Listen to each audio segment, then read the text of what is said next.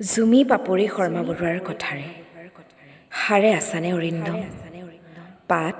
বনানী অনুৰণ অৰিন্দম হাৰে আছানে শুনাচোন এবাৰ মাথো সঁহাৰি দিয়া ভয় নাখাবা আজি মই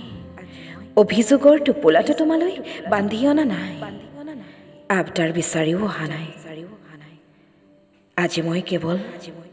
তোমাক শেষবাৰৰ বাবে এবাৰ মাত লগাবলৈ আহিছোঁ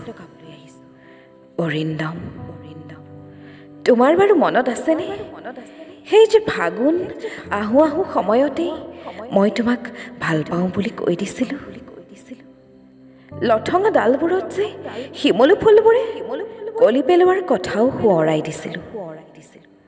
তুমি কিন্তু এবাৰো আচৰিত হোৱা নাছিলা নহয়নে হয়তো তোমাৰ বাবে সদায় শুনি থকা এটা সহজ আৰু মূল্যহীনতাৰ প্ৰস্তাৱ আছিল সেয়া তথাপিও চাগৈ তুমি ভাবিছিলা এবাৰ নহ'লেনো পাছদিনাই পলাশৰ ফটোখন আনি এনেয়ে ফেচবুকৰ পাতত গুজি দিছিলানে শুই গ'লা অৰিন্দম মোৰচোন কথাবোৰৰ পাতনিতে ৰ'ল এটা বছৰৰ কথা পলকতে শেষ হয় জানো ইছ তোমাৰ টোপনি আহিল দেখোন ক'বলৈকে থাকিল বহাগৰ কথা তুমি ভাল পোৱা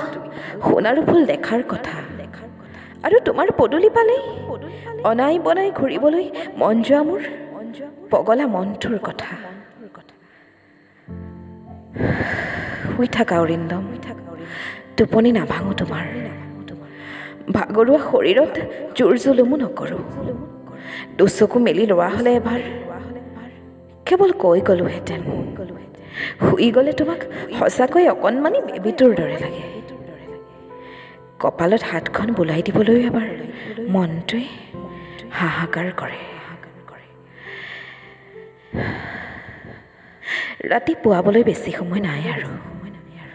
যাওঁগৈ অৰিন্দম তুমি সাৰ পোৱালৈ পোহৰ হ'ব পোহৰত আকৌ সমাগম হ'ব আৰু সমাগমত